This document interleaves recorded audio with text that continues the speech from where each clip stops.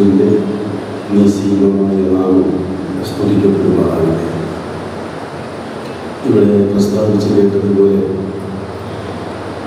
Chemmanur brother സഭ കഴിഞ്ഞ കാലങ്ങളിൽ ഒരുക്കിയിട്ടുള്ള വിവിധ ശുശ്രൂഷകളിൽ വന്ന് പങ്കെടുക്കുന്നതിനും ദൈവത്തിൻ്റെ വചനം ശുശ്രൂഷിക്കുന്നതിനും എനിക്ക് ഇടയായിട്ടുണ്ട്. ആ കഴിഞ്ഞ നാളുകളെ ഓർത്ത് ദൈവത്തിന് സ്തോത്രം ചെയ്യുകയാണ്. എൻ്റെ അറിവ് ശരിയാണെങ്കിൽ കോവിഡിന് മുമ്പ് കൃത്യസമയം ഓർക്കുന്നില്ല, ഞാനിവിടെ ശുശ്രൂഷിക്കാനായിട്ട് അവസാനം വന്നു. അതിനുശേഷം നമ്മളെ എല്ലാവരെയും സ്വർഗത്തിലെ ദൈവം അതാത് സ്ഥാനങ്ങളിൽ കാത്തു പരിപാലിക്കുകയും നമ്മോടുള്ള അവിടുത്തെ അതിമഹത്തായ കൃപ അനുഭവിച്ചുകൊണ്ട് നമുക്ക് മുന്നോട്ട് പോകുവാൻ ഇടയാകുകയും ചെയ്തതോർത്ത് ഞാൻ ദൈവത്തെ സ്തുതിക്കുകയാണ്. വീണ്ടും പുനരാരംഭിച്ച ഈ യോഗത്തിൽ വചന ശുശ്രൂഷയ്ക്കായിട്ട് എന്നെ ക്ഷണിച്ചതിനുള്ള നന്ദിയും കടപ്പാടും ആരംഭത്തിൽ അറിയിക്കുകയാണ്.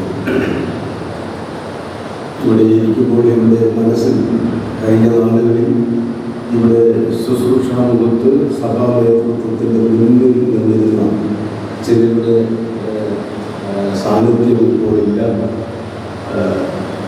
ഒന്ന് രണ്ട് പേരുടെ പേര് എനിക്ക് വ്യക്തമായിട്ട് ഓർക്കുവാനായിട്ട് കഴിയുന്നില്ല.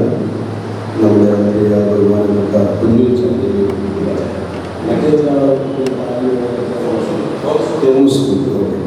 തോമസ് കുഞ്ഞുസായൻ, പിന്നെ രാജൻ മാർക്കുകളുണ്ട്. ഇവരെയൊക്കെ ഞാൻ ഈ സന്ദർഭത്തിൽ ഓർക്കുകയാണ്.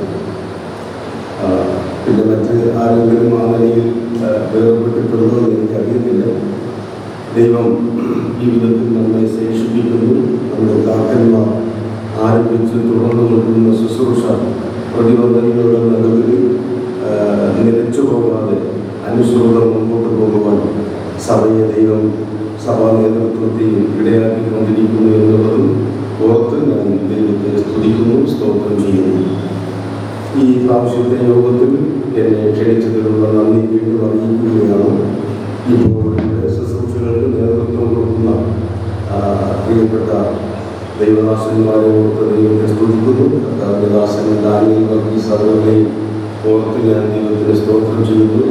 ഈ യോഗത്തോട് ബന്ധപ്പെട്ട് ക്ഷണിച്ച നാൾ മുതൽ ഇടയ്ക്കിടയ്ക്ക് യോഗത്തെ സംബന്ധിച്ചുള്ള നിർദ്ദേശങ്ങൾ പറയുകയും ഞങ്ങൾക്ക് തമ്മിൽ ഫോണിൽ ബന്ധപ്പെടുവാനും ഇടയായിക്കൊണ്ടിരുന്നു. എല്ലാ നിലയിലും ഒരുമിച്ച് വീണ്ടും കൂടുന്നതിനുള്ള അവസരം ദൈവം തന്നതിൽ ദൈവത്തെ സ്തുതിക്കുന്നു. യോഗം ക്രമീകരിച്ച് തുടങ്ങാനായ സമയമുള്ളപ്പോൾ വീണ്ടും പല പ്രതിബന്ധങ്ങൾ നേരിടുന്നതായിട്ടാണ് അറിയുവാൻ കഴിഞ്ഞത്. എങ്കിലും സ്വർഗത്തിലെ ദൈവം നമുക്ക് താങ്ങായി തടയാൻ നമ്മെ സഹായിച്ചുകൊണ്ട് നമ്മളോടൊപ്പമുണ്ട്, നമ്മുടെ നടുവിലുണ്ട്. അവിടുത്തെ സാന്നിധ്യവും ശക്തിയും അനുഭവിക്കുന്ന ദിവസങ്ങളായി ഈ യോഗ ദിവസങ്ങൾ ചെയ്യട്ടെ എന്ന് ഞാനും ദൈവത്തോട് പ്രാർത്ഥിക്കുകയാണ്. ഇന്ന് രാവിലെ നമ്മൾ ഈ ബൈബിൾ ക്ലാസ്സിൽ ഒരുമിച്ചിരുന്ന് കേൾക്കുന്നതിന് വേണ്ടി ഞാൻ പ്രാർത്ഥനയുടെ തിരഞ്ഞെടുത്തിരിക്കുന്ന ഒരു ഭാഗത്തിന് വിഷയത്തിന് വേണ്ടി വിശുദ്ധ തിരുവെഴുത്തിൽ നിന്നും 3 വാക്യാംശങ്ങൾ വായിക്കാനായിട്ട് ആഗ്രഹിക്കുന്നു. വേദപുസ്തകം കൊണ്ടുവന്നിട്ടുള്ള എല്ലാവരും അതൊന്ന് ശ്രദ്ധിക്കണം, ഒന്ന് നോക്കണം എന്ന് ഓർമ്മിക്കുന്നു. ഒന്ന് അപ്പോസ്തല പ്രവൃത്തികളുടെ പുസ്തകം 2-ാം അധ്യായത്തിൻ്റെ 47-ാം വാക്യത്തിൻ്റെ ഒടുവിലത്തെ ഭാഗം വായിക്കാം. അപ്പോസ്തല പ്രവൃത്തികൾ 2-ാം അധ്യായം 47-ാം വാക്യത്തിൻ്റെ ഒടുവിലത്തെ ഭാഗം. കർത്താവ് രക്ഷിക്കപ്പെടുന്നവരെ ദിനം പ്രതി സഭയോട് ചേർത്തുകൊണ്ടിരുന്നു. ഇനി ആ അധ്യായത്തിൻ്റെ 41-ാമത്തെ വാക്യം 41. അവന്റെ വാക്ക് കൈക്കൊണ്ടവർ സ്നാനമേറ്റു. അന്ന് 3000-ഓളം പേർ അവരോട് ചേർന്നു. 3-ാമത്തെ വാക്യം അതേ പുസ്തകം 5-ാം അധ്യായത്തിൻ്റെ 13-ാമത്തെ വാക്യം 5-13. മറ്റുള്ളവരിൽ ആരും അവരോട് ചേരുവാൻ തുനിഞ്ഞില്ല. ജനമോ അവരെ പുകഴ്ത്തിപ്പോകും. ഈ വായിച്ച 3 വാക്യങ്ങളിലും പരാമർശിക്കപ്പെടുന്ന 3 പദപ്രയോഗങ്ങളാണ് നമ്മുടെ ബൈബിൾ ക്ലാസിൻ്റെ അവലംബം എന്നുള്ളത്. അത് ക്രമത്തിൽ ഞാൻ പറയാം. ആദ്യം വായിച്ച 2-ന്റെ 47 ചേർത്തുകൊണ്ടിരുന്നു, ചേർത്തു എന്നുള്ള പ്രയോഗമാണ്, ചേർത്തു. രണ്ടാമത്തെ വാക്യം 41 വാക്യത്തിൽ നാം വായിച്ചത്, അന്ന് 3000-ഓളം പേർ അവരോട് ചേർന്നു എന്നുള്ള പ്രയോഗമാണ്. മൂന്നാമത് 5:13 നാം വായിച്ചത്, മറ്റുള്ളവരിൽ ആരും അവരോട് ചേരുവാൻ തുനിഞ്ഞില്ല. അവിടെ പറയേണ്ടത് ചേർന്നില്ല എന്നാണ്. ഇനി ആ 3 പദങ്ങൾ ശ്രദ്ധിക്കുക: ചേർത്തു, ചേർന്നു, ചേർന്നില്ല. വളരെ വിശാലമായ ഒരു വിഷയത്തിന് കവാടം തുറക്കുന്ന 3 പ്രയോഗങ്ങളാണ് നമ്മളിവിടെ വായിച്ചു കേട്ട ഈ കുഞ്ഞൊരു വാക്കുകൾ. ചേർത്തു, ചേർന്നു, ചേർന്നില്ല. ഈ അപ്പോസ്തല പ്രവൃത്തികൾ എന്ന് പറയുന്ന പുസ്തകം ക്രൈസ്തവ സഭാചരിത്രമാണ്. പുതിയ നിയമ പുസ്തകങ്ങളെ പ്രധാനമായിട്ടും 3 ഭാഗങ്ങളായിട്ട് വിഭജിച്ച് നാം പഠിക്കാറുണ്ട്. അത് ക്രമത്തിൽ എങ്ങനെയാണ്? ചരിത്രം, ഉപദേശം, പ്രവചനം എന്നിങ്ങനെയാണ്. ആദ്യത്തെ 5 പുസ്തകങ്ങൾ ചരിത്ര പുസ്തകമാണ്. അത് കഴിഞ്ഞ് റോമാലേഖനം മുതൽ യൂദയുടെ ലേഖനം വരെയുള്ള 21 ലേഖനങ്ങൾ അത് ഉപദേശം എന്ന് നമ്മൾ വിഭജിക്കുന്നു. ഒടുവിലത്തെ പുസ്തകമാകുന്ന വെളിപ്പാട് പുസ്തകം പുതിയ നിയമത്തിലെ ആകെയുള്ള പ്രവചന പുസ്തകമാണ്. ഇതിലെ ആദ്യത്തെ ഈ 5 പുസ്തകങ്ങൾ ചരിത്ര പുസ്തകമാണ് എന്ന് നമ്മൾ പറഞ്ഞത്. അത് 2 വിധമായ ചരിത്രമാണ്. ഒന്ന്, ആദ്യത്തെ 4 പുസ്തകങ്ങൾ ഒരു വ്യക്തിയെ കുറിച്ചുള്ള ചരിത്രമാണ്. ആരാകുന്ന ആ വ്യക്തി? നമ്മുടെ കർത്താവായ യേശുക്രിസ്തുവിനെ കുറിച്ചുള്ള ആധികാരികമായ ചരിത്ര രേഖയാണ് ആദ്യത്തെ 4 പുസ്തകങ്ങൾ. 5-ാമത്തെ പുസ്തകമാകുന്ന അപ്പോസ്തല പ്രവൃത്തികളുടെ പുസ്തകം അത് ഒരു വ്യക്തിയെക്കുറിച്ചുള്ള ചരിത്രമല്ല, പിന്നെയോ അത് സഭയെക്കുറിച്ചുള്ള ചരിത്രമാണ്. ക്രൈസ്തവ സഭാചരിത്രം എന്ന് അതിനെ നമുക്ക് വിശേഷിപ്പിക്കാം. ഏതാണ്ട് ആരംഭകാലത്തെ ഏതാണ്ട് 30ഓളം കൊല്ലത്തെ ചരിത്രം ഈ അപ്പോസ്തല പ്രവൃത്തികളുടെ പുസ്തകത്തിൽ നമുക്ക് കാണുവാൻ കഴിയും. സഭയുടെ ഉത്ഭവം, സഭയുടെ വളർച്ച, സഭയുടെ ശുശ്രൂഷ, സഭയുടെ സുവിശേഷ കാഴ്ചപ്പാട്, അങ്ങനെ തുടങ്ങി സഭാ സംബന്ധമായ അനവധി കാര്യങ്ങൾ വളരെ വ്യക്തമായി രേഖപ്പെടുത്തി നമുക്ക് കിട്ടിയിട്ടുള്ള അനുഗ്രഹിക്കപ്പെട്ട ചരിത്ര പുസ്തകമാണ് 28 അധ്യായങ്ങൾ അടങ്ങുന്ന ഈ അപ്പോസ്തല പ്രവൃത്തികൾ എന്ന് പറയുന്ന പുസ്തകം. ഞാൻ പറഞ്ഞത് ഇതൊരു സഭാ ചരിത്രം എന്ന നിലയിൽ ഒരു വിശ്വാസി ഉൾപ്പെട്ടു നിൽക്കുന്ന സഭയോട് സംബന്ധപ്പെട്ട അല്ലെങ്കിൽ താനും ഉൾപ്പെട്ടു നിൽക്കുന്ന സഭാ ചരിത്രം എന്താണ് എന്ന് മനസ്സിലാക്കാൻ, സഭയുടെ ആരംഭകാല പ്രവർത്തനം എന്തായിരുന്നു, സഭയുമായി ബന്ധപ്പെട്ട് നിൽക്കുന്ന ഒരു വ്യക്തിയുടെ സഭാ ബന്ധം അത് എപ്രകാരമുള്ളതാണ് എന്ന് മനസ്സിലാക്കാൻ നമ്മളെ വളരെ സഹായിക്കുന്ന ചില പ്രയോഗങ്ങളാണ് നമ്മളിവിടെ വായിച്ചു കേട്ടത്. അതുകൊണ്ട് ഞാനിവിടെ പറയാൻ വരുന്ന ഈ വിഷയത്തിൽ ഒരു പേര് പറഞ്ഞാൽ ഇങ്ങനെ പറയാം: വിശ്വാസിയും സ്ഥലം സഭാ ബന്ധവും എന്ന് പറയാം, അല്ലെങ്കിൽ സഭാബന്ധത്തിന്റെ മാതൃക എന്ന് പറയാം. ഇങ്ങനെ പല നിലയിൽ നമുക്ക് ആ വാക്ക് ഉൾക്കൊള്ളാവുന്നതാണ്. വിശ്വാസിയുടെ സ്ഥലം സഭാ ബന്ധത്തിന്റെ മാതൃക. നമ്മളെല്ലാവരും ഓരോ സ്ഥലം സഭാ ബന്ധത്തിൽ ജീവിക്കുന്നവരാണ്. അതുകൊണ്ട് നമ്മൾ ഉൾപ്പെട്ടു നിൽക്കുന്ന സ്ഥലം സഭയോടുള്ള നമ്മുടെ ബന്ധം അത് എപ്രകാരമുള്ളതാണ്, അത് മാതൃകപരമായ നിലയിൽ നിലനിർത്തി പോകേണ്ടത് എങ്ങനെയാണ് തുടങ്ങിയുള്ള അടിസ്ഥാനപരമായ കാര്യങ്ങൾ നമുക്ക് വെളിപ്പെടുത്തി തരുന്ന ചില ഭാഗങ്ങൾ ഈ ഭാഗത്ത് വായിച്ച വാക്കുകൾക്കകത്തുമുണ്ട്. നമുക്ക് പ്രാർത്ഥനയോടെ അത് ശ്രദ്ധിക്കണം. ദൈവസന്നിധിയിൽ ആ ഒരു ശ്രദ്ധയോടെ ഇരിക്കുവാൻ കർത്താവ് നമുക്ക് കൃപ തരട്ടെ. നമ്മൾ വായിച്ച 47-ാം വാക്യത്തിന്റെ 2-ാം ഭാഗം നമുക്ക് എല്ലാവർക്കും വളരെ സുപരിചിതമായിട്ടുള്ളതും പലവട്ടം വായിച്ച് ചിന്തിക്കാറുള്ളതും ആ വാക്യത്തിൽ നിന്നുമുള്ള ആശയങ്ങൾ കേട്ട് പരിചയമുള്ളവരുമാണ്. എങ്കിൽ ഈ വിഷയത്തോട് ചേർത്ത് ഞാൻ വീണ്ടും ചില വസ്തുതകൾ ഓർപ്പിക്കണമെന്ന് ആഗ്രഹിക്കുകയാണ്. കർത്താവ് രക്ഷിക്കപ്പെടുന്നവരെ ദിനംപ്രതി സഭയോട് ചേർത്തുകൊണ്ടിരുന്നു എന്നുള്ള ഈ വാക്യത്തിൽ 4 പ്രധാനമായ ആശയങ്ങളെങ്കിലും ആ വാക്യത്തിൽ ഉള്ളടക്കം ചെയ്യപ്പെട്ടിട്ടുണ്ട്. ഒന്ന്, സഭയോട് ചേർക്കുന്നത് ആര് എന്നുള്ളതാണ്. സഭയോട് ചേർക്കുന്നത് ആര് എന്നുള്ളതാണ്. ആരാ ചേർത്തുകൊണ്ടിരുന്നേ?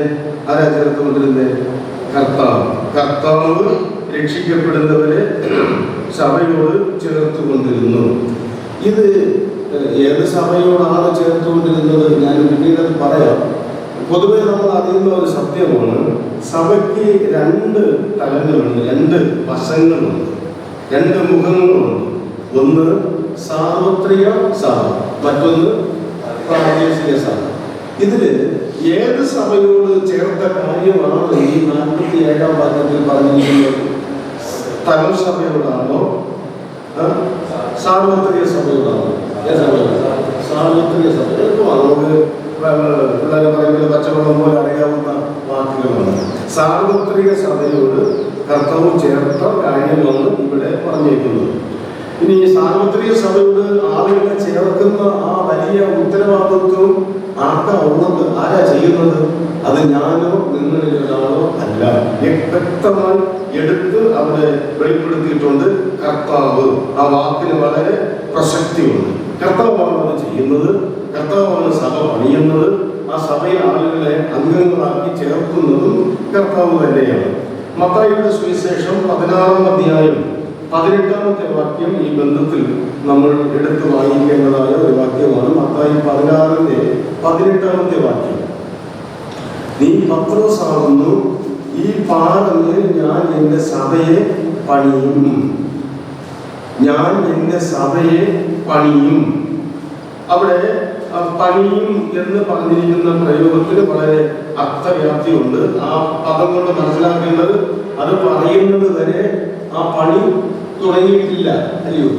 ഞാൻ എൻ്റെ സഭയെ പണിതു എന്നല്ല, പണിയാൻ പോകുന്നു. നമ്മൾ പറയുന്നത് ഞാനൊരു വീട് പണിയാൻ ഉദ്ദേശിക്കുന്നു, ഒരു വീട് പണിയും എന്ന് പറയും പോലെ പറയുകയാണ്, ഞാൻ എൻ്റെ സഭയെ പണിയും. അത് കർത്താവിന്റെ മനസ്സിലുള്ള ഒരു പ്ലാൻ അവിടെ വെളിപ്പെടുത്തുകയാണ്. അപ്പോൾ ആ പറയുന്നത് വരെ അത് നടന്നില്ല, തുടങ്ങിയില്ല എന്നുള്ളത് സുവ്യക്തമാണ്. ഇനി നമ്മളിപ്പോൾ വായിച്ചല്ലോ അപ്പോസ്തലപ്രവൃത്തികൾ 2:47. അവിടെ എന്തുവാ പറയുന്നത്? കർത്താവ് രക്ഷിക്കപ്പെടുന്നവര് ദിനംപ്രതി സഭയോട്. അതിൽ നിന്ന് എന്താ മനസ്സിലാക്കണം? മത്തായി 16-18 അപ്പോസ്തലപ്രവൃത്തി 2:47 ഈ രണ്ട് വാക്കുകളും ചേർക്കുമ്പോൾ പണിയും എന്ന് മത്തായിയിൽ പറഞ്ഞ ആ പണി അപ്പോസ്തലപ്രവൃത്തി 2:47 മുമ്പ് എവിടെയോ എന്ത് ചെയ്തു കഴിഞ്ഞു? തുടങ്ങിക്കഴിഞ്ഞു, ആരംഭിച്ചു കഴിഞ്ഞു. അപ്പോസ്തലപ്രവൃത്തി 2:47 പറയുന്നത് ചേർത്തുകൊണ്ടിരുന്നു എന്നാണ്. എന്ന് പറഞ്ഞാൽ പണിതുകൊണ്ടിരിക്കുന്നു, പണി ആരംഭിച്ചു കഴിഞ്ഞു, പണി പുരോഗമിക്കുകയാണ്. അപ്പോൾ ഇതിനിടയ്ക്ക് ആരംഭിച്ചു കഴിഞ്ഞു. ആ ആരംഭിച്ച ദിവസമാണ് നമ്മൾ അറിയുന്നത് പോലെ പെന്തക്കോസ്ത് ദിവസത്തിലാണ് സഭ പണി തുടങ്ങിയത്. പെന്തക്കോസ്ത് ദിവസത്തിൽ പരിശുദ്ധാത്മാ വരവോടുകൂടെ ആരംഭിക്കപ്പെട്ട ആ പണി ഇന്നും ഈ നിമിഷം വരെ അനുശ്രുതം തുടർന്നുകൊണ്ടിരിക്കുന്നു. ഈ പണിയെയാണ് യഥാർത്ഥത്തിൽ കർത്താവിന്റെ വേല എന്ന് പറയുന്നത്. 1 കൊരിന്ത്യർ 15-ാം അധ്യായം 58-ാമത്തെ വാക്യം നമുക്ക് പരിചയമുള്ള ഒരു വാക്യമാണ്. ഇപ്പോൾ നാം ചിന്തിച്ചു വരുന്ന വിധത്തിൽ നിങ്ങൾ ചിന്തിച്ചിട്ടുണ്ടോ എന്ന് എനിക്ക് അറിഞ്ഞുകൂടാ. അപ്പോസ്തലപ്രവൃത്തികൾ 1 കൊരിന്ത്യർ 15-ന്റെ 58-ാമത്തെ വാക്യം. അവിടെ എന്തോ വായിക്കുന്നത്?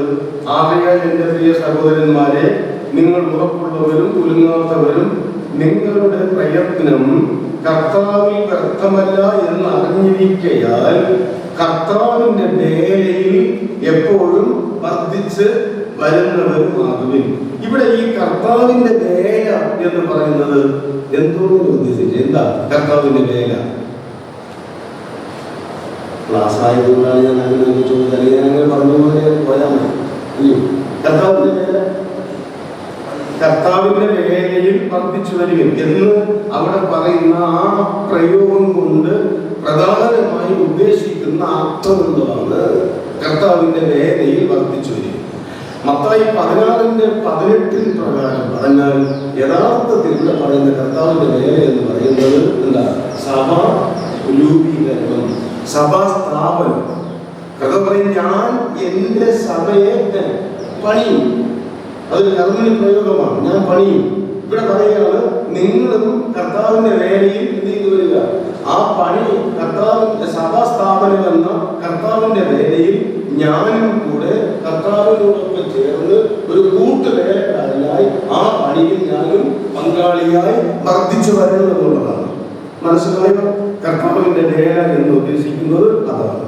അങ്ങനെ കർത്താവ് ഇന്ന് സഭാസ്ഥാപനം എന്ന മഹത്തായ പ്രവൃത്തി പ്രതിബന്ധങ്ങളെ അതിജീവിച്ചുകൊണ്ട് ഇന്നും നടത്തിക്കൊണ്ടിരിക്കുന്നു. ദൈവത്തിന് സ്തോത്രം.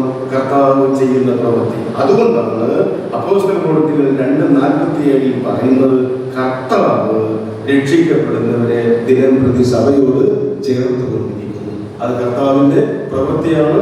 ദൈവത്തെ സ്തുതിക്കാവുന്നത്. രണ്ടാമത് അപ്പോസ്തല പ്രവൃത്തികൾ 2:47 പറയുന്ന അടുത്ത പ്രയോഗം ശ്രദ്ധിക്കുക. കർത്താവ് ആരെയാണ് ഈ പറഞ്ഞ സഭയോട് ചേർക്കുന്നത്? അതാണ് അവിടെ പറയുന്ന രണ്ടാമത്തെ പ്രയോഗം. കർത്താവ് ആരെയാണ് ചേർക്കുന്നത്? രക്ഷിക്കപ്പെടുന്നത്. രക്ഷിക്കപ്പെടാത്ത ആരെയും കർത്താവ് സഭയിൽ ചേർക്കുന്നില്ല. അതിൽ നിന്ന് മനസ്സിലാക്കേണ്ടത് ദൈവസഭയിൽ ആര് മാത്രമേ ഉള്ളൂ? രക്ഷിക്കപ്പെടുന്നവർ മാത്രമേ ഉള്ളൂ. രണ്ട് വാക്യങ്ങൾ ഞാൻ ഒന്ന് സൂചിപ്പിക്കാം. വെളിപ്പാട് പുസ്തകത്തിൽ നിന്നും, വെളിപ്പാട് പുസ്തകം 21-ാം അധ്യായം 27-ാമത്തെ വാക്യം. വെളിപ്പാട് പുസ്തകം 21-ന്റെ 27-ാമത്തെ വാക്യം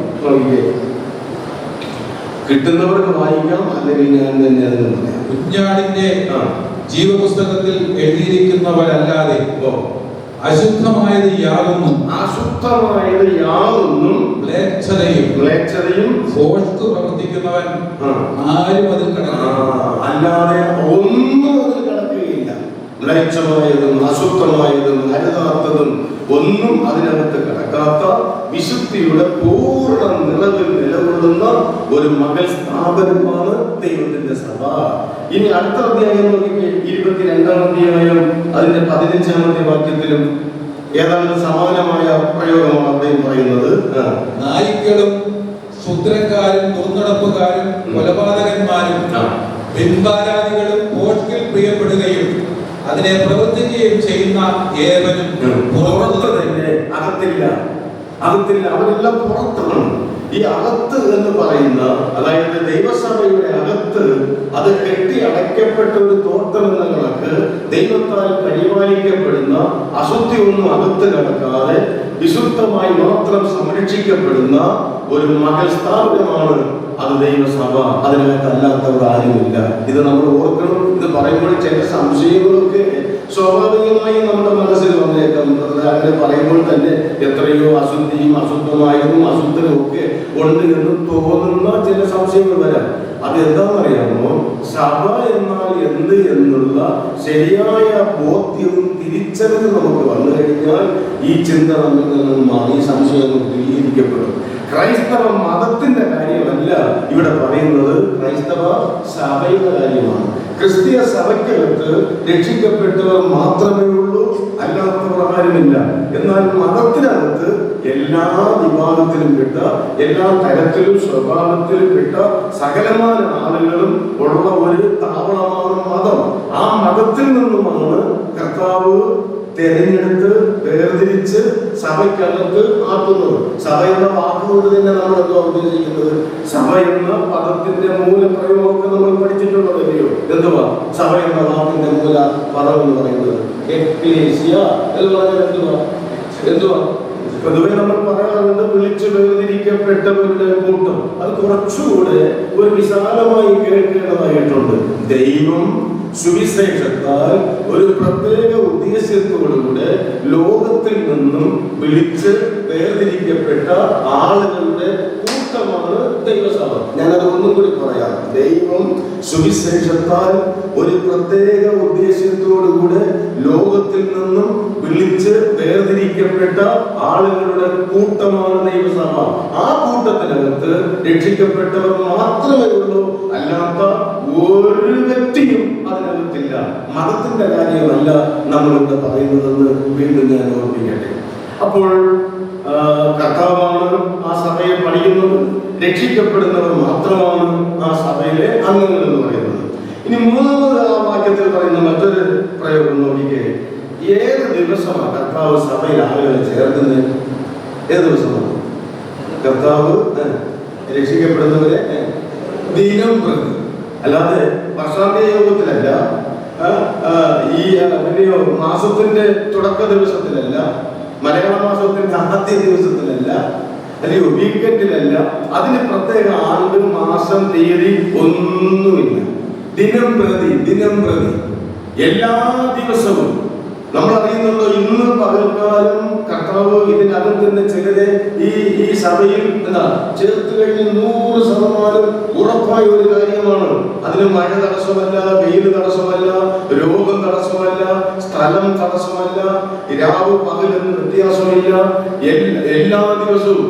അതുകൊണ്ടാണോ എനിക്ക് അറിഞ്ഞുകൂടാ, 96-ാം സങ്കീർത്തനം 2-ാം വാക്യത്തിൽ ഇങ്ങനെയാണല്ലോ വായിക്കുന്നത്: യഹോവയ്ക്ക് പാടി അവന്റെ നാമത്തെ വാഴ്ത്തുവിൻ. അടുത്ത് നാൾതോറും അവന്റെ രക്ഷയെ പ്രസിദ്ധമാക്കുവിൻ. എന്തുകൊണ്ടെന്നാൽ നാൾതോറും പ്രസിദ്ധമാക്കപ്പെടുന്ന ഈ സുവിശേഷ സന്ദേശത്തിലൂടെയാണ് ആളുകൾ സുവിശേഷം കേട്ട് രക്ഷിക്കപ്പെട്ട് കർത്താവ് ആളുകളെ സഭയോട് ചേർക്കുന്നത്. ദിനം പ്രതി തുടരുന്ന മഹത്തായ ഒരു ശുശ്രൂഷയാണ്.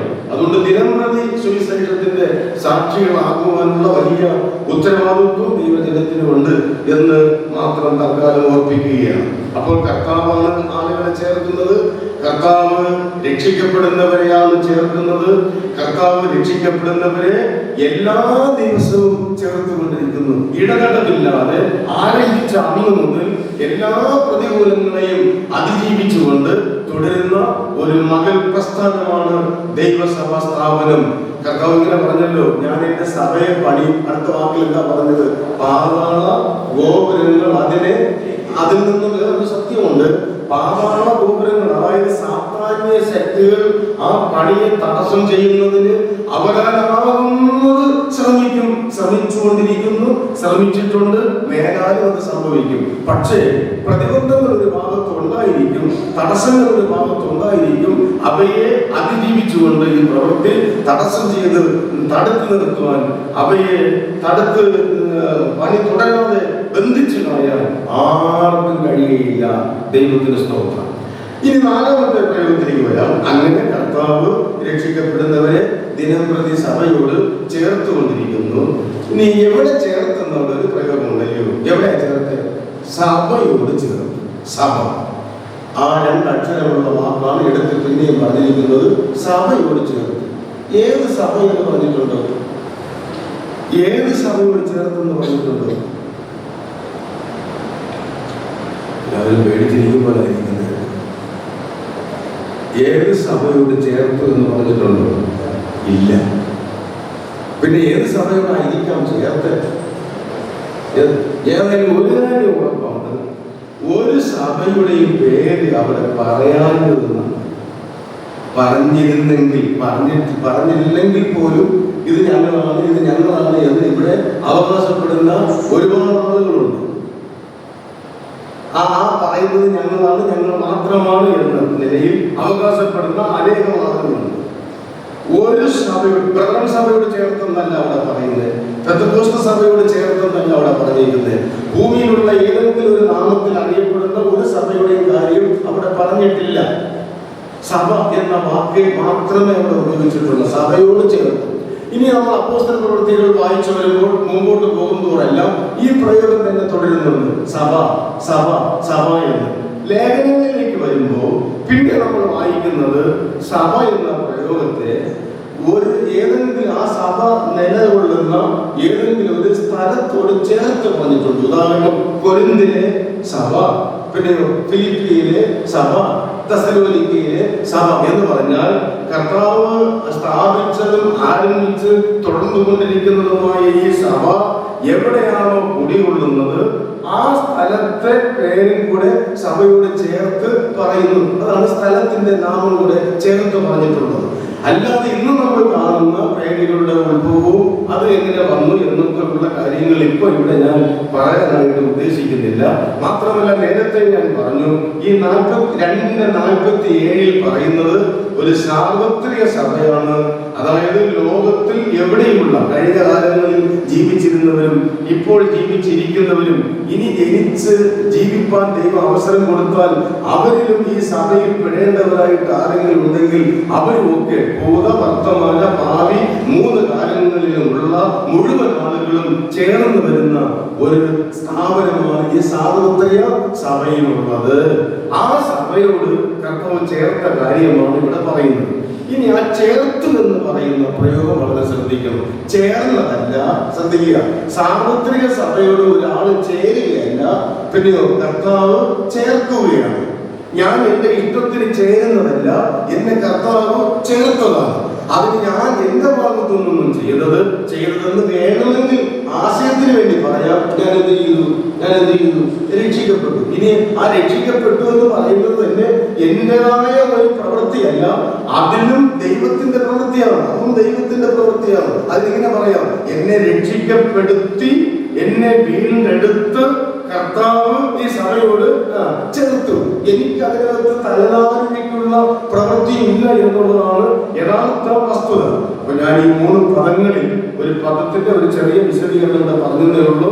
ചേർത്തു എന്ന ആ വാക്ക് കർത്താവ് സാർവത്രിക സഭയോട് എന്നെയും നിങ്ങളെയും ചേർത്ത മഹത്തായ ഒരു കാര്യമാണ്. ഇനി നമുക്ക് 2ാം പ്രയോഗത്തിലേക്ക് പോകാം. അതായത് 2-ാം അധ്യായത്തിന്റെ 41-ാമത്തെ വാക്യത്തിൽ പറയുന്നത്, അവന്റെ വാക്ക് കൈക്കൊണ്ടവർ സ്നാനം ഏറ്റു, അന്ന് 3000-ഓളം പേർ അവരോട് ചേർന്നു. ഈ ചേർന്നു എന്നിവിടെ പറഞ്ഞിരിക്കുന്ന ആ പ്രയോഗം കൊണ്ട് ഉദ്ദേശിക്കുന്നത് എവിടെ ചേർന്ന കാര്യമാണ്?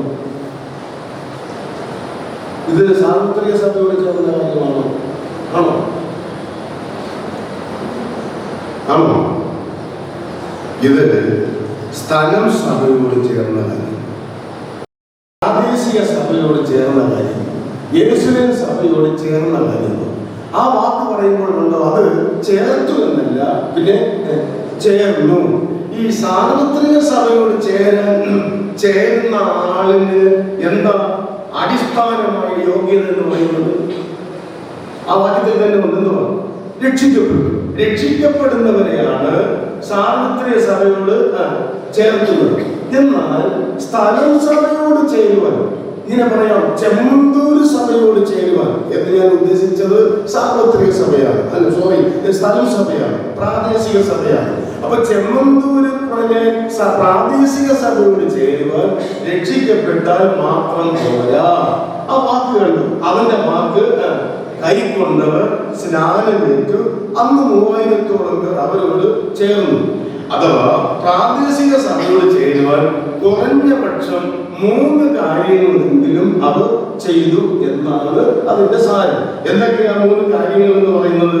41-ാമത്തെ വാക്യത്തിൽ പ്രധാനമായ 3 കാര്യങ്ങൾ ഉണ്ട്. ഒന്ന്, അവന്റെ വാക്ക് കൈക്കൊണ്ടു. ആരുടെ വാക്ക് കൈക്കൊണ്ടു? അപ്പോസ്തലനായ പത്രോസിന്റെ വാക്ക് കൈക്കൊണ്ടു. ആ വാക്ക് കൈക്കൊണ്ടു എന്ന പദം കൊണ്ട് നമ്മൾ ഉദ്ദേശിക്കുന്നത് വ്യക്തമായി ചുരുക്കിയത് പെട്ടെന്ന് പറഞ്ഞാൽ രക്ഷിക്കപ്പെട്ടു. ആര് രക്ഷിക്കപ്പെട്ടു? ആരോടാണോ ആ വാക്കുകൾ പത്രോസ് പറഞ്ഞുവോ ആ ആളുകൾ ആ വാക്ക് ഹൃദയത്തിൽ കൈക്കൊണ്ടു, അഥവാ രക്ഷിക്കപ്പെട്ടു. ഇനി പത്രോസിന്റെ വാക്ക് എന്തായിരുന്നു? അവന്റെ വാക്ക് കൈക്കൊണ്ടു എന്ന് പറയുന്നില്ലയോ? ആ അവന്റെ വാക്ക് എന്തോന്നായിരുന്നു? ആ 2-ാം അധ്യായത്തിന്റെ 14-ാമത്തെ വാക്യം മുതൽ 39 വരെ പറയുന്ന വാക്കുകൾ മൊത്തം, അതായത് പത്രോസിന്റെ ഒരു പ്രസംഗമാണ്. വളരെ ശക്തമായ പരിശുദ്ധാത്മ നിറവുകളിലൂടെ പെന്തിക്കോസ്ത് ദിവസത്തിൽ അപ്പോസ്തലനായ പത്രോസ് നടത്തിയ അതിഗംഭീരമായ ഒരു പ്രഭാഷണം, ഒരു സുവിശേഷ പ്രസംഗമാണ്. ഇനി ഇവിടെ പറഞ്ഞിരിക്കുന്ന വാക്യങ്ങളിൽ രേഖപ്പെടുത്തിയിരിക്കുന്ന വാക്കുകൾ മാത്രമല്ല, ഒരു പ്രയോഗം കൂടെ ശ്രദ്ധിക്കേണ്ടതായിട്ടുണ്ട്. 40-ാമത്തെ വാക്യത്തിൽ ഇങ്ങനെ നമ്മൾ വായിക്കുന്നു, മറ്റ് പല വാക്കുകളാലും അവൻ സാക്ഷ്യം പറഞ്ഞവരെ പ്രബോധിപ്പിച്ചു. അപ്പൊ ഒരുപാട് കാര്യങ്ങൾ അതിനകത്ത് പത്രോസ് പറയുന്നുണ്ട്. ആ പറഞ്ഞ വാക്കുകളെല്ലാം ക്രോഡീകരിച്ചുകൊണ്ട് ഒറ്റ വാക്കിൽ പറഞ്ഞാൽ അവന്റെ വാക്ക് കൈക്കൊണ്ടു. ഇനിയും അവന്റെ വാക്ക് എന്തായിരുന്നു? അതിന്റെ പ്രധാനമായ അതിന്റെ സാരാംശം നമുക്കൊന്ന് കേട്ടു നോക്കാം. അദ്ദേഹം പറഞ്ഞ വാക്ക് 40-ാം വാക്യത്തിന്റെ അവസാന ഭാഗത്ത് പറയുന്നുണ്ട്, ഈ വക്രതയുള്ള തലമുറയിൽ നിന്ന് എന്ത് ചെയ്തുകൊള്ളുവിൻ? രക്ഷിക്കപ്പെടുവിൻ.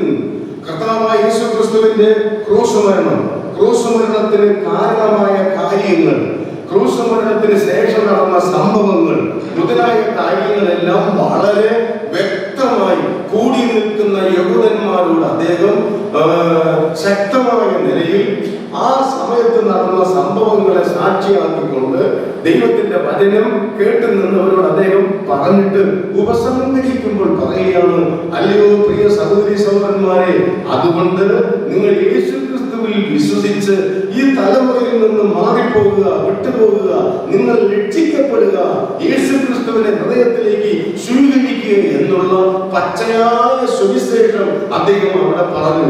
അതാണ് 41-ാമത്തെ വാക്യത്തിൽ പിന്നെ പറയുന്നത്. അവന്റെ വാക്ക് എന്ത് ചെയ്തു? കൈക്കൊണ്ടു. അതിനെ നമ്മൾ പൊതുവെ പഠിക്കുന്നതും വിശ്വസിച്ചു പോരുന്നതുമായ അവിടെ രേഖപ്പെടുത്തിയിരിക്കുന്ന മഹത്തായ സത്യം, അവൻ രക്ഷിക്കപ്പെട്ടു. അപ്പോൾ യെരൂശലേമിലെ പ്രാദേശിക സഭയോട് അവർ ചേരുന്നതിന് അവർ സ്വീകരിച്ച ഒന്നാമത്തെ കാര്യം, അവർ രക്ഷിക്കപ്പെട്ടു. ഇനി ശ്രദ്ധിക്കണേ, രക്ഷിക്കപ്പെട്ടതുകൊണ്ട് മാത്രമായില്ല, അവരോട്, ആ പ്രാദേശിക സഭയോട്, യെരൂശലേമിൽ പെന്തക്കോസ്ത് ദിവസത്തിൽ രൂപം കൊണ്ട ആ സ്ഥലം സഭയോട് ചേർന്ന ആളുകൾ ചെയ്ത രണ്ടാമത്തെ കാര്യം പറയുന്നത്, അവർ എന്ത് ചെയ്തു? സ്നാനമേറ്റു. ഇത് നമ്മൾ അറിയുന്ന, നമ്മൾ മനസ്സിലാക്കിയിരിക്കുന്ന, അനുഭവിച്ചു പോരുന്ന കാര്യം ഒന്നും കൂടി ഞാൻ ഓർപ്പിക്കുന്നു എന്ന് മാത്രമേ ഉള്ളൂ. രക്ഷിക്കപ്പെടുകയും പിന്നെ അവർ സ്നാനമേൽക്കുകയും ചെയ്തു, സ്നാനപ്പെട്ടു. ഇവിടെ ശ്രദ്ധിക്കേണ്ടത്, എപ്പോൾ രക്ഷിക്കപ്പെട്ടുവോ അപ്പോൾ അവർ സ്നാനപ്പെട്ടു. ഇന്ന് നമ്മൾ ചെയ്തു പോരുന്നത് പോലെ രക്ഷിക്കപ്പെട്ടിട്ട് പിന്നെ 2, 3, 4 വർഷങ്ങൾ കഴിഞ്ഞ് പിന്നെ സ്നാനപ്പെടുന്ന ആ രീതിയല്ല. അപ്പോസ്തലപ്രവൃത്തികളുടെ പുസ്തകം നമ്മൾ ശ്രദ്ധിച്ചാൽ ഏതാണ്ട് 9 സ്നാനം 10ഓളം സ്ഥലത്ത് രേഖപ്പെടുത്തിയിട്ടുണ്ട്. അതൊക്കെ നമ്മൾ ശ്രദ്ധിച്ചാൽ, രാവിലെ രക്ഷിക്കപ്പെടുന്ന ആള് രാവിലെ സ്നാനപ്പെടുന്നു, രാത്രി രക്ഷിക്കപ്പെടുന്ന ആള് രാത്രി സ്നാനപ്പെടുന്നു, യാത്രയിൽ രക്ഷിക്കപ്പെടുന്ന ആള് യാത്രയിൽ തന്നെ സ്നാനപ്പെടുന്നു, താമസം വരുന്നില്ല. അപ്പോസ്തലപ്രവൃത്തികളിൽ നമ്മൾ ശ്രദ്ധിച്ചാൽ ആകെ താമസിച്ച് സ്നാനപ്പെട്ട ഒരാളിന്റെ കാര്യമേ പറയുന്നുള്ളൂ. അത് പൗലോസ് അപ്പോസ്തലന്റെ സ്നാനമാണ്. എത്ര ദിവസം കഴിഞ്ഞാൽ സ്നാനപ്പെട്ടത്? ഏതാണ്ട് 3 ദിവസം, അത്രേ ഉള്ളൂ. താമസിയാതെ സ്നാനപ്പെട്ടു എന്ന് പറയുന്നു. 3 ദിവസത്തെ താമസമേ അവിടെ ഉണ്ടായുള്ളൂ. അല്ലാതെ എല്ലാം അപ്പോൾ തന്നെയായിരുന്നു സ്നാനം നടന്നിരുന്നത്. അങ്ങനെ അവർ രക്ഷിക്കപ്പെട്ടു, പിന്നെ സ്നാനപ്പെട്ടു. മൂന്നാമതൊരു കാര്യം കൂടെ അവിടെ പറയുന്നുണ്ട്. രക്ഷിക്കപ്പെട്ടു, അന്ന് അവന്റെ വാക്ക് കൈവന്നവർ സ്നാനപ്പെട്ടു. പിന്നെ അന്ന് 3000-ഓളം പേർ അവരോട് ചേർന്നു. അപ്പോൾ ഇങ്ങനെയാണ് അവർ ആ സഭയോട് ചേരുന്നത്. അപ്പൊ ചേരാനായിട്ട് അവർ മൂന്നാമത് ചെയ്ത കാര്യം, അതിന് നമ്മൾ പൊതുവെ വിശ്വസിക്കുന്നതും നമ്മൾ പറയുന്നതും, അവർ വേർവിട്ടു. എന്ത് ചെയ്തു? വേർവിട്ടു വന്നു. രക്ഷിക്കപ്പെട്ടു, സ്നാനപ്പെട്ടു, വേർവിട്ടു വന്നു. ഈ 3 കാര്യങ്ങളും പറഞ്ഞിട്ട് ഒടുവിൽ ഒരു വാക്കാ പറയുന്നത്, അവരോട് ചേർന്നു. അതിന് ഞാൻ ഇങ്ങനെ പറയാം, ഓരോ വാക്കുകളോടും ചേർത്ത വാക്യം പറയാം. അവർ രക്ഷിക്കപ്പെട്ട് ചേർന്നു, അടുത്തത് അവർ സ്നാനപ്പെട്ട് ചേർന്നു, അവർ വേർപെട്ട് ചേർന്നു. അത് അങ്ങനെയാണ് ശരിക്കും ആ വാക്യം നമ്മൾ മനസ്സിലാക്കേണ്ടത്. അവർ രക്ഷിക്കപ്പെട്ട് ചേർന്നു, അവർ സ്നാനപ്പെട്ടു ചേർന്നു, അവർ വേർപെട്ട് ചേർന്നു. അപ്പോ രക്ഷിക്കപ്പെട്ട് സ്ഥലപ്പെട്ട് വേർപെട്ട ആളുകളാണ് യെരൂശലേമിലെ പ്രാദേശിക സഭയോട് ചേർന്നത്. അപ്പോ സ്ഥലസഭയോട് ചേർന്നത്, സാർവത്രിക സഭയോട് ചേരുവാൻ നമ്മൾ രക്ഷിക്കപ്പെട്ടാൽ മാത്രം മതി. സ്നാനപ്പെടണമെന്നില്ല, വേർപെടണമെന്നില്ല. മനസ്സിലായോ? ഒരാൾ എവിടെ വെച്ച് എപ്പോൾ രക്ഷിക്കപ്പെടുന്നുവോ ആ ആളിനെ അപ്പോൾ അവിടെ വെച്ച് കർത്താവ് സാർവത്രിക സഭയോട് ചേർന്ന് കഴിഞ്ഞു. ആ ആളിനെ ദൈവം സ്വീകരിച്ചു കഴിഞ്ഞു. പക്ഷെ ആ ആള് എവിടെയാണോ താമസിക്കുന്നത്, ആ താമസിക്കുന്ന സ്ഥലത്തുള്ള ഒരു പ്രാദേശിക സഭയോട് സഭാബന്ധം പുലർത്തി ജീവിക്കണം എന്നാണ് കർത്താവിന് ആ വ്യക്തിയെ കുറിച്ചുള്ള താല്പര്യം. അങ്ങനെ ആ താമസിക്കുന്ന സ്ഥലത്തുള്ള സഭയോട് ആ വ്യക്തി ബന്ധപ്പെട്ട് പോകണമെങ്കിൽ കുറഞ്ഞ പക്ഷം ഈ 3 കാര്യങ്ങളെങ്കിലും നിർബന്ധമായും ചെയ്തിരിക്കണം. എന്ന് രക്ഷിക്കപ്പെട്ടിരിക്കണം, സ്നാനപ്പെട്ടിരിക്കണം, പിന്നെയോ വേർപെട്ടിരിക്കണം. ഇതാണ് ശരിയായ സത്യം എന്ന് പറയുന്നത്. ഇത് പറയുമ്പോൾ ചിലപ്പോൾ ചിലർ ചോദിക്കും, അവിടെ വേർപെട്ടു എന്ന് പറയുന്നത് എവിടെ പറഞ്ഞിരിക്കുന്നത്? അങ്ങനെ ഒരു വാക്കുണ്ടോ? വേർപെട്ടു എന്നൊക്കെ നമ്മൾ വരുത്തി തീർക്കുന്ന ഒരു എന്താ പറയുക അല്ലയോ അടിച്ചേൽപ്പിക്കുന്ന ഒരു കാര്യമല്ലേ? അങ്ങനെ പറയാമോ? അത് അവരവരുടെ വ്യക്തി സ്വാതന്ത്ര്യത്തിൽപ്പെട്ട കാര്യമല്ലയോ, അവർ ഒരു ആത്മീയ പരിജ്ഞാനം കൊണ്ട് അവർ ചെയ്തു വരേണ്ടതല്ലയോ എന്നൊക്കെ ചിന്തിക്കുന്ന പറയുന്ന ആളുകൾ ഇല്ലാതില്ല. എന്നാൽ പ്രിയപ്പെട്ടവരെ, നിങ്ങൾ ശ്രദ്ധിച്ചാൽ ആ കാര്യം വ്യക്തമായി അവിടെ പറയുന്നുണ്ട്. അവരോട് ചേർന്നു എന്ന് പറയുമ്പോൾ 40-ാമത്തെ വാക്യത്തിൽ പറയുന്ന വാക്ക് നോക്കണേ. പത്രോസ് അവരോട് പറയാണ്, ഈ വക്രതയുള്ള തലമുറയിൽ നിന്ന് വേർപെടുവിൻ, രക്ഷിക്കപ്പെടുവിൻ, വിട്ടുപോകുവിൻ. ആ കാലഘട്ടത്തെ അന്നത്തെ ആളുകളെ പത്രോസ് വിശേഷിപ്പിക്കുന്ന പ്രയോഗം ഞാൻ പലപ്പോഴും ചിന്തിച്ച് ഞാൻ തന്നെ സ്വയം ആശ്ചര്യപ്പെടാറുണ്ട്. വക്രതയുള്ള തലമുറ. നമ്മൾ ഈ വക്രതയുള്ള എന്ന വാക്ക് ആരെ, ഏത് സ്വഭാവത്തിൽപ്പെട്ടവരെ എപ്പോഴാണ് നമ്മൾ ഉപയോഗിക്കുന്നത്? വക്രതയുള്ള പരിപലേഖനത്തിൽ വായിക്കുന്നുണ്ട്. വക്രതയും എന്തോ കോട്ടവുമുള്ള തലമുറ, ഭക്ഷണത്വമുള്ള തലമുറ, അനുസരണമില്ലാത്ത തലമുറ, ദൈവഭയമില്ലാത്ത തലമുറ, സ്വന്തം വഴികളിൽ ജീവിക്കുന്നവർ, അവരവർക്ക് ബോധിച്ചതുപോലെ ജീവിക്കുന്നവർ, ഇങ്ങനെയുള്ള ഒരു സ്വഭാവം. ഇനി 1-ാം നൂറ്റാണ്ടിലുള്ള ആളുകളെയാണ് പത്രോസ് ഈ വക്രതയുള്ള തലമുറ എന്ന് വിശേഷിപ്പിക്കുന്നത്. ആ പത്രോസ് ഇന്ന് ജീവിച്ചിരുന്നെങ്കിൽ നോക്കിയോ, ഈ 2023 ഡിസംബറിൽ പത്രോസ് ഒരു പ്രസംഗം നടത്തിയാൽ ഇന്നത്തെ തലമുറ എന്ത് വാക്കാണ് ഉപയോഗിക്കേണ്ടത്? എനിക്ക് തോന്നുന്നു മലയാള ഭാഷയിൽ തന്നെ പറയാൻ വാക്കില്ല. അത്രത്തോളം അതപ്പുതിച്ചു പോയ, എന്താ പറയുന്നത്, പുഴുക്കുത്തു വീണ ധാർമ്മിക മൂല്യങ്ങളെല്ലാം നഷ്ടപ്പെട്ടു പോയ, അത്രത്തോളം പാപത്തിന്റെ പാരല്യത്തിൽ എത്തി ജീവിക്കുന്ന ഒരു തലമുറയാണ് ഇന്നത്തെ തലമുറ. അവരോട് പറയുകയാണ്, നിങ്ങൾ ഈ തലമുറയിൽ നിന്ന് വിട്ടുപോകുക, മാറിപ്പോകുക എന്ന് പറഞ്ഞപ്പോൾ സ്വല്പവും മടിയില്ലാതെ അനുസരണത്തോടുകൂടെ പത്രോസിന്റെ വാക്ക് അതുപോലെ നെഞ്ചിലേറ്റി വേർപെട്ട് വന്നവരാണ് ആ കാലത്തിലെ ആളുകൾ എന്ന് പറയുന്നത്. ഇന്ന് വേർപെട്ട് വരുവാൻ അവർക്ക് തയ്യാറായി. ഇനി ശ്രദ്ധിക്കണം, അങ്ങനെ വേർപെട്ട ആളുകളുടെ എണ്ണം അവിടെ പറയുന്നുണ്ട്. എത്ര പേരാ? 3000 പേര്. 3000 പേര് എത്ര പേരോടാ ചേർന്നത്? അതെ, അവരെത്ര പേരായിരിക്കാം? വ്യക്തമായ ഒരു കണക്ക് അവിടെ പറയുന്നത് 3000 എന്ന് പറയും പോലെ അത് ചേർന്ന ആളുകൾ. ആരോട് ചേർന്നുവോ അവരുടെ സംഖ്യ അവിടെ പറയുന്നില്ല. ഞാൻ മനസ്സിലാക്കുന്നത് ഒരു 120 പേരെങ്കിലും അവിടെ ഉണ്ടായിരിക്കണം. ശിഷ്യന്മാരുടെ അന്നത്തെ കൂട്ടത്തെ കുറിച്ച് പറഞ്ഞാൽ, അപ്പൊ 3000 പേര് എത്ര പേരോട് ചേർന്നു? 120 പേരോട് ചേർന്നു. ഇനി തിരിച്ചു ചിന്തിക്കാം. ഭൂരിപക്ഷം ആളുകൾ ഏത് പക്ഷത്തോട് ചേർന്നു? ഒരു ന്യൂനപക്ഷത്തോട് ചേർന്നു. ഇന്നാണെങ്കിൽ സ്ഥിതി നോക്കിക്കേ, ഇന്ന് നമ്മുടെ കൂടെ ഒരാൾ ചേർന്നാൽ നമ്മൾ ഭൂരിപക്ഷമല്ല, അയ്യോ, നമ്മൾ ഒരു ന്യൂനപക്ഷം. പക്ഷേ ഭൂരിപക്ഷത്തിൽ നിന്നുമാണ് യഥാർത്ഥത്തിൽ രക്ഷിക്കപ്പെട്ട് ചേരേണ്ടത്. അന്ന് അങ്ങനെയാണ്. ഒരു വലിയ മഹാഭൂരിപക്ഷത്തിൽ നിന്നും ഭൂരിപക്ഷം ആളുകൾ പിരിഞ്ഞു വന്നപ്പോൾ ഒരു ചെറിയ ന്യൂനപക്ഷത്തോടാണ് ചേർന്നത്. നിങ്ങൾക്കറിയാമല്ലോ, നമ്മൾ ഇന്ന് നാട്ടും പുറത്ത് സുവിശേഷ വേലയുമായി ബന്ധപ്പെട്ട് പോകുമ്പോൾ പ്രവർത്തനത്തിലൊക്കെ ഏർപ്പെടുന്ന ആളുകൾക്ക് ഇനി ഞാൻ പറയുന്നത് മനസ്സിലാവും. നമ്മൾ വീടുകൾ സന്ദർശിച്ച് സുവിശേഷം ആളുകളോട് പറഞ്ഞ് അവർ രക്ഷിക്കപ്പെട്ട് വരുമ്പോൾ നമ്മൾ അവരോട് വേർപെട്ട് ഈ ഉപദേശമൊക്കെ പറഞ്ഞു വരുമ്പോൾ എന്താ നമ്മുടെ കൂടെ ആളുകൾ നമ്മൾ പറയുന്ന ഉപദേശം കേട്ട് വരാഞ്ഞത്? സുവിശേഷം തെറ്റാണെന്ന് വിചാരിച്ചിട്ടൊന്നുമല്ല, യേശുക്രിസ്തുവിൽ മാത്രമാണ് രക്ഷ എന്ന സത്യം അറിഞ്ഞുകൂടാഞ്ഞിട്ടൊന്നുമല്ല. നല്ലൊരു ഭാഗം ആളുകൾ വിശ്വസിച്ച് നമ്മുടെ കൂടെ ചേരാതിരിക്കുന്നതിന് വേറെ പല കാര്യങ്ങളുണ്ട്. എന്താ കാര്യം എന്ന് അറിയാമോ? ഞങ്ങൾ നിങ്ങളുടെ കൂടെ വന്നാൽ ഞങ്ങളുടെ നാളെ ഞങ്ങളുടെ ഭാവി എന്താകും? ഞങ്ങളുടെ കുഞ്ഞുങ്ങളുടെ ഭാവി എന്താകും? നിങ്ങൾ ചില ചോദിക്കുന്ന, നിങ്ങൾക്ക് കോളേജുണ്ടോ?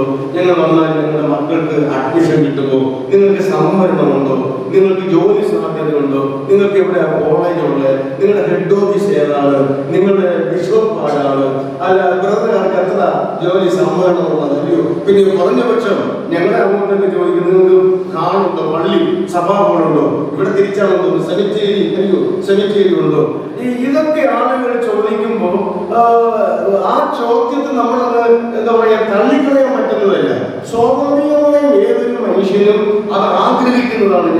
ഞങ്ങൾ നിൽക്കുന്ന കൂട്ടം വിട്ട്, ആ സമുദായം വിട്ട്, വലിയ സംഭവങ്ങളൊക്കെ വിട്ടിട്ട് നിങ്ങളുടെ കൂടെ വന്നാൽ ഞങ്ങൾ എന്താകും? ഇതൊരു വലിയ പ്രതിസന്ധി. ഇനി നിങ്ങൾ ശ്രദ്ധിക്കുക, ഈ വന്ന ആളുകൾക്ക് ഈ പറഞ്ഞ പ്രശ്നങ്ങളുണ്ടോ? ഈ 3000 പേർ വന്നപ്പോൾ അവർ യഹൂദ മതത്തിൽ നിന്ന് വന്നതാ. പൗരോഹിത്വവും അതുപോലെ തന്നെ പുരോഹിതന്മാരും എന്ന് വേണ്ട ന്യായപ്രമാണവും യാഗങ്ങളും എബ്രായത്തിൽ നാം വായിക്കുന്നത് പോലുള്ള എല്ലാ ഭൗതികമായ കാര്യങ്ങളും പുത്രമായിരിക്കുന്ന ഒരു കൂട്ടത്തിൽ നിന്നുമാണ് ഇവർ പറഞ്ഞ് ഈ ചെറിയ കൂട്ടത്തോട് വന്നത്. അവർ വരുമ്പോൾ മറ്റുള്ളവരെ കണ്ടില്ല. പൂർണ്ണമായും വിശ്വാസത്താൽ അവർ വിട്ടു വന്നു, വേർപെട്ടു വന്നു, മറ്റൊന്നും പ്രതിബന്ധമായി അവർ കാണാതെ. അങ്ങനെ വന്നവരല്ലോ നമ്മുടെ പിതാക്കന്മാരെന്ന് ഓർത്ത് നോക്കിക്കേ. വിശ്വാസത്താൽ സകല ഭൗതികമായ കാര്യങ്ങളെയും പുറകിലെറിഞ്ഞുകൊണ്ട് കർത്താവിനെ മാത്രം മുന്നിൽ കണ്ടുകൊണ്ട് സത്യം മനസ്സിലാക്കി സുവിശേഷത്തിൽ വിശ്വസിച്ച് സ്നാനപ്പെട്ട് ഭൗതികമായ കാര്യങ്ങളെല്ലാം വിട്ടിട്ട് വേർതിരിഞ്ഞു വന്ന മഹത്തായ ഒരു കൂട്ടം, ഒരു സംസ്കാരം, ഒരു മാതൃക നമ്മുടെ മുമ്പിലുണ്ട്. ദൈവത്തിന് സ്തോത്രം. വേർപെട്ട് തന്നെയാ വന്നത്. ഇനി എന്തായി വേർപാട്? എന്ത് വേർപെട്ട് വന്നു? 3 വാക്കുകളെങ്കിലും 3 ആശയങ്ങളെങ്കിലും ആ ബന്ധത്തിൽ ഞാനൊന്ന് സൂചിപ്പിക്കാം. ഒന്ന്, എബ്രായ ലേഖനം 11-ാം അധ്യായം അതിന്റെ 15-ാമത്തെ വാക്യം നോക്ക്. എബ്രായർ 11-ാം അധ്യായം 15-ാമത്തെ വാക്യം. അവർ വേർപെട്ട് വന്നു എന്ന് പറഞ്ഞാൽ എന്താണ് വേർപാട്? ഓരോ വാക്കുകൾ കൊണ്ട് ഞാൻ ആ ഭാഗം പറഞ്ഞു വിടാം. 11-ന്റെ 15-ാമത്തെ വാക്യം. അവർ അതാണ് വേർപെട്ടു എന്ന് പറഞ്ഞാൽ വിട്ടുപോരുന്നത്, കൊണ്ടുവരുന്നതല്ല വേർപാട്, വിട്ടുവരുന്നതാണ് വേർപാട്. ഞാൻ വീണ്ടും ഒരു വാക്കോട് പറയാം. കൊണ്ടുവരുന്നതല്ല വേർപാട്, വിട്ടുവരുന്നതാണ്. അവർ വിട്ടുവന്നു. എന്തെല്ലാം വിട്ടുവന്നു? അവർ നിന്ന സമുദായത്തിൽ അവർ പിന്തുടർന്നു പോന്ന വ്യർത്ഥവും പിതൃപാരമ്പര്യവുമായ സകല നിരർത്ഥകമായ കാര്യങ്ങളെയും വിട്ട് അവർ വന്നു. അതാണ് വേർപാട്. 2,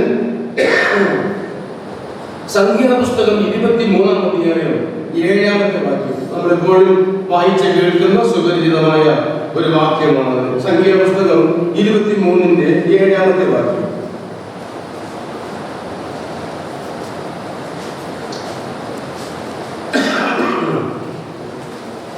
സംഖ്യാപുസ്തകം 23-ന്റെ 7. ആർക്കുവേണമെങ്കിലും വായിക്കാമേ. വായിച്ചു.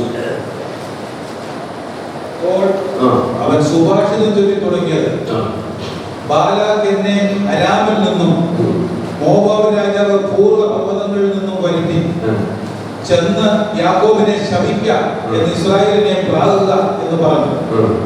ദൈവം ശപിക്കാത്തവനെ ഞാൻ എങ്ങനെ ശപിക്കും? ഇതാ തനിച്ചു വാർക്കുന്ന ഒരു ജനം. എന്താണ് വേർപാട്? തനിച്ചു വാർക്കുന്നതാണ് വേർപാട്. തനിച്ചു വാർക്കുക എന്ന് പറഞ്ഞാൽ ആരോടും ഒരു സമ്പർക്കമില്ലാതെ, മിണ്ടാട്ടമില്ലാതെ, കൂട്ടില്ലാതെ, ഒറ്റയ്ക്ക് ഒരു 4 കെട്ടിനകത്ത് പുറത്തിറങ്ങിയാൽ നിങ്ങളാരെ ഞാൻ ഇന്ന ആളാ, അപ്പൊ ഞാൻ വേർപാട് നമ്മൾ മിണ്ടി കൂടെ സംസാരിച്ചു കൂടെ, അതൊന്നും അല്ല കേട്ടോ. ആ ഒരു രീതിയല്ല പറയുന്നത്. നമുക്കറിയാം, അതൊന്നും കൂടുതൽ ഇവിടെ വിവരിക്കേണ്ട കാര്യമില്ല. എന്താണ് തനിച്ചു പാർക്കുക എന്ന് പറഞ്ഞാൽ? കൂട്ടത്തിനൊപ്പം കൂട്ടത്തോട് കൂട്ടുകൂടി അവരുടെ തോളിൽ കൈയിട്ട് അവരുടെ രീതിക്ക് നമ്മളങ്ങ് പങ്കാളികളായി തീരാതിരിക്കുന്ന ഒരു വേറിട്ട അവസ്ഥയെ ഇനി വെളിപ്പെടുത്തേണ്ട കാര്യമൊന്നുമില്ലല്ലോ. ഏത് കൂട്ടത്തിലും അവരുടെ നടുവിൽ തനിച്ചു പാർക്കാൻ, പള്ളിക്കൂടത്തിൽ പോയാലും കോളേജിൽ പോയാലും ഓഫീസിൽ പോയാലും മറ്റേത് മേഖലയായാലും അവിടെയുള്ള ആളുകൾ എല്ലാം രക്ഷിക്കും. ഇവിടെ പുറത്തിറങ്ങിയിരിക്കുന്ന ഒരു ബസ് വരുന്നു, ബസ്സിൽ കൈ കാണിച്ചു, ഒരു വേർപാടുകാരനും അതിനകത്തില്ല. കേറാമോ? വേർപാടുകാർ മാത്രം വരുന്ന ബസ്സുണ്ടോ? അവർ മാത്രം കൂടുന്ന ഒരു മാളുണ്ടോ? അതങ്ങനെ കൂടുന്ന ഒരു സ്കൂളുണ്ടോ? അങ്ങനെ കൂടുന്ന ഒരു ഓഫീസുണ്ടോ? ഒന്നുമില്ല.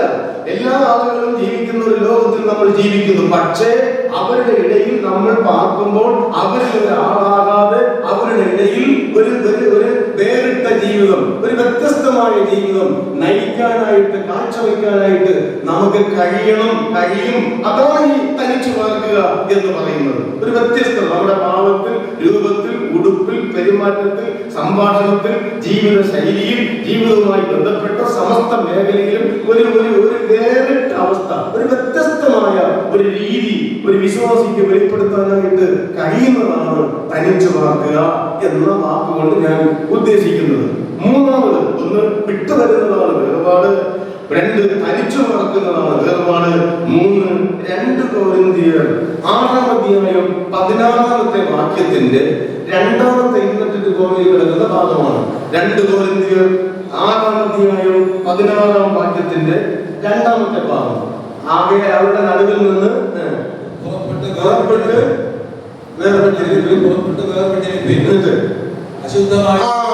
അശുദ്ധമായതൊന്നും തുടരുത്. അപ്പൊ എന്താണ് വേർപാട്? അശുദ്ധമായതൊന്നും തുടരുത്. ഈ വാക്യത്തോട് ചേർത്ത് 1-2 വാക്യങ്ങളൂടെ കേൾപ്പിക്കേണ്ടതായിട്ടുണ്ട്. ലേവ്യ പുസ്തകം 10-ാം അധ്യായം 10-ാം വാക്യം നോക്കിക്കേ. ലേവ്യ പുസ്തകം 10-ാം അധ്യായം 10-ാമത്തെ വാക്യം. ലേവ്യ പുസ്തകം 10-ന്റെ 10 നോക്കിക്കേ. ശുദ്ധവും അശുദ്ധവും മലിനവും നിർമ്മലവും തമ്മിൽ നിങ്ങൾ പകതിരിക്കേണ്ടതിന്. കേട്ടോ, വേദപുസ്തകത്തിലെ വാക്യം ഇതിനു മുമ്പ് വായിച്ചിട്ടുള്ളവർ ആണെങ്കിൽ നല്ല കാര്യം. അത് ആദ്യമായിട്ട് കേൾക്കുന്നെങ്കിൽ ഒന്ന് ശ്രദ്ധിക്കണേ. ഇത് ഓരോ വിശ്വാസികളുടെയും ഒഴിച്ചുകൂടാനാവാത്ത ഒരു ഉത്തരവാദിത്വമാണ്. അതായത് ശുദ്ധവും അശുദ്ധവും മലിനവും നിർമ്മലവും തമ്മിൽ വേർതിരിക്കണം. ആരാ വേർതിരിക്കേണ്ടത്? യെഹെസ്കേലിന്റെ പ്രവചനം 22-ന്റെ 26-ാം വാക്യം നോക്ക്.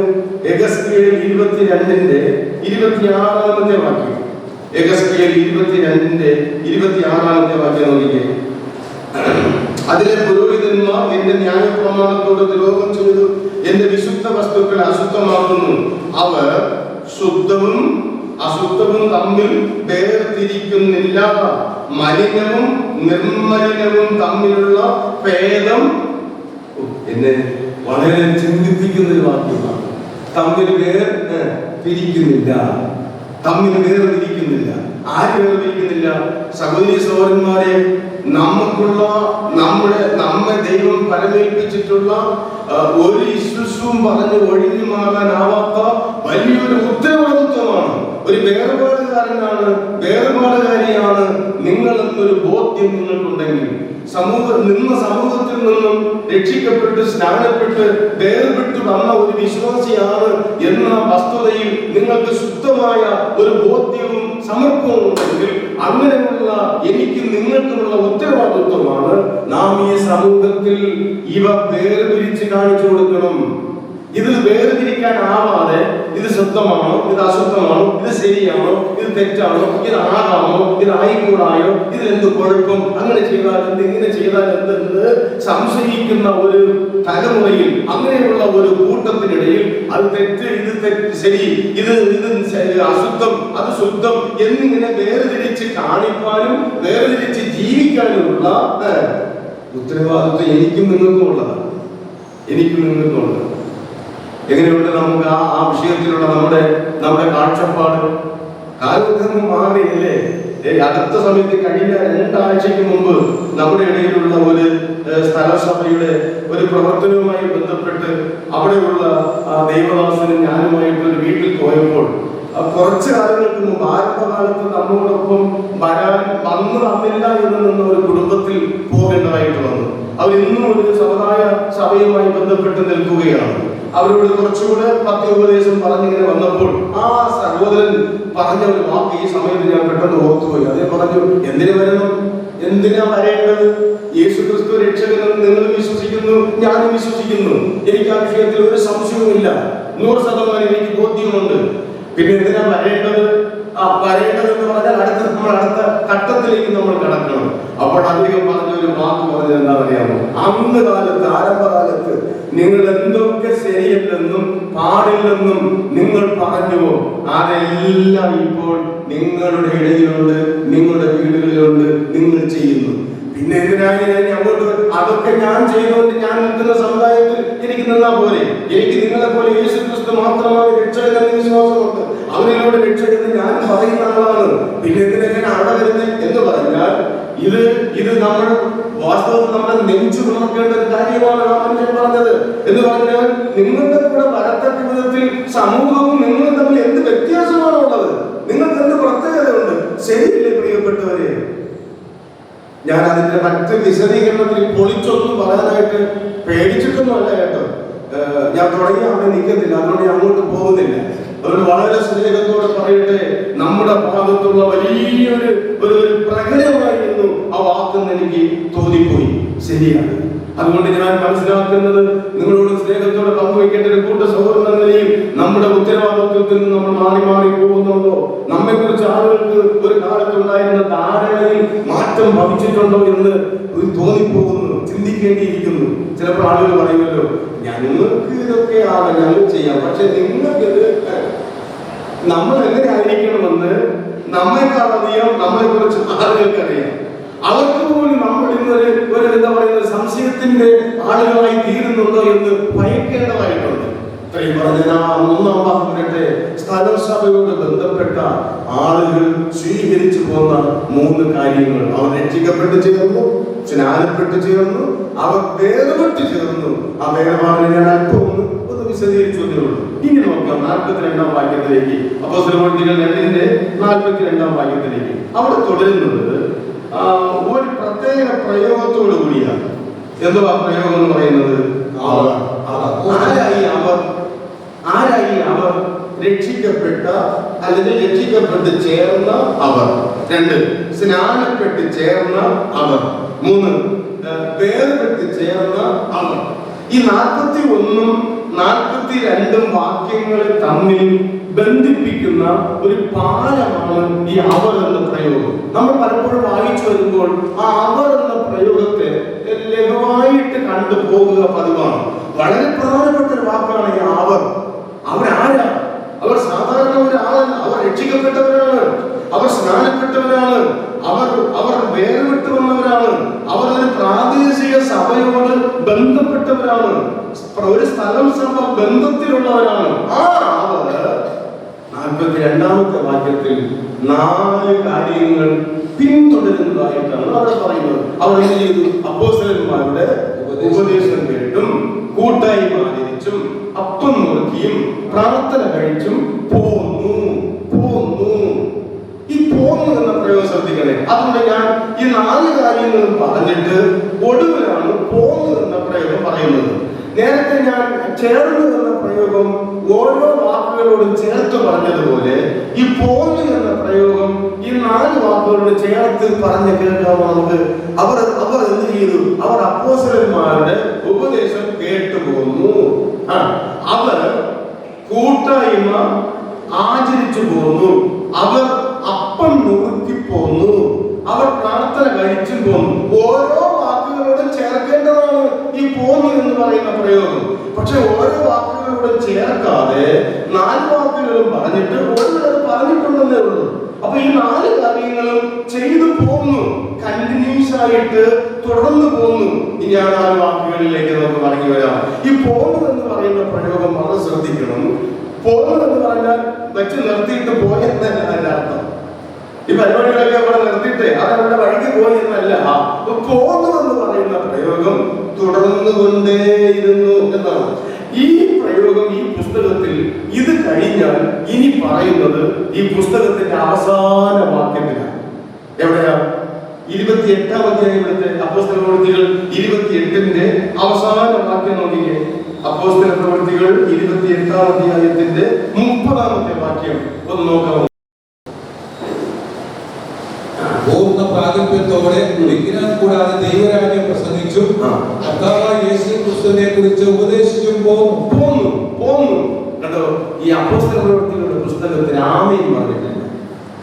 വേറെ ഏതൊരു പുസ്തകം നിങ്ങൾ നോക്കിക്കേ, തീരുമ്പോൾ ആമേൻ പറഞ്ഞ് കുത്തിട്ട് അവസാനിപ്പിക്കുക. ഈ പുസ്തകം അവസാനിക്കത്തില്ല. അവസാനം വരാത്ത പുസ്തകമാണ് അപ്പോസ്തലപ്രവൃത്തികൾ. അതിന്റെ അർത്ഥം എന്താണെന്ന് അറിയാമോ? ഇത് ഇങ്ങനെ തുടർന്നുകൊണ്ടേയിരിക്കും. ഇതെന്നാ തീരുന്ന ഈ പുസ്തകം? കർത്താവിന്റെ വരവില്ല. കർത്താവിന്റെ വരവ് വരെ ഇത് തുടരും. സഭാകാലമാണ് അപ്പോസ്തലപ്രവൃത്തികളുടെ കാലം. പരിശുദ്ധാത്മ യുഗം, കൃപായുഗം, ഇതിങ്ങനെ തുടർന്നുകൊണ്ടേയിരിക്കും. അപ്പൊ കർത്താവ് വരുന്നത് വരെ ശ്രദ്ധിച്ചോ, അവർ അപ്പോസ്തലന്മാരുടെ ഉപദേശം കേട്ട് പോരണം. കർത്താവ് വരുന്നത് വരെ അവർ കൂട്ടായ്മ ആചരിച്ച് പോരണം. കർത്താവ് വരുന്നത് വരെ അപ്പം നുറുക്കി പോരണം. കർത്താവ് വരുന്നത് വരെ പ്രാർത്ഥന കഴിച്ചും. അല്ലാതെ ഇടയ്ക്ക് നിർത്തേണ്ട ഒരു കാര്യമല്ല അത്. അവരവർക്ക് ബോധിച്ചതുപോലെ സമയമുണ്ടെങ്കിൽ സൗകര്യമുണ്ടെങ്കിൽ ചെയ്തു പോരേണ്ട കാര്യമല്ല ഈ പറയുന്നത്. ഇനിയും പറയാം, അപ്പോസ്തലന്മാരുടെ ഉപദേശം കേട്ടു എന്ന് പറയുന്നത് ഒരു ബൈബിൾ ക്ലാസ്സായി മനസ്സിൽ ചിന്തിച്ചോ. അപ്പോസ്തലിക വചനങ്ങൾ ദൈവസഭയെ പഠിപ്പിക്കുന്ന ഒരു ശുശ്രൂഷയാണ്. ഉപദേശം കേട്ടത് ഉപദേശിക്കുക. അതുകൊണ്ടാണ് ദൈവസഭയിൽ ഉപദേഷ്ടാക്കന്മാരെ ആക്കിയിട്ടുള്ളത്. മനസ്സിലായോ? ദൈവദാസന്മാരെ ആക്കിയിട്ടുള്ളത്. ദൈവവചനത്തിലുള്ള സത്യങ്ങൾ പൊരുൾ തിരിച്ച് ജനത്തെ പഠിപ്പിക്കുന്നതിനുള്ള കഴിവും പ്രാപ്തിയും കൃപയും കൊടുത്ത് ദൈവസഭയിൽ നേതൃത്വത്തെ ആക്കി വെച്ചിരിക്കുന്നത് ദൈവവചനം സഭയെ പഠിപ്പിക്കാൻ വേണ്ടിയിട്ടാണ്.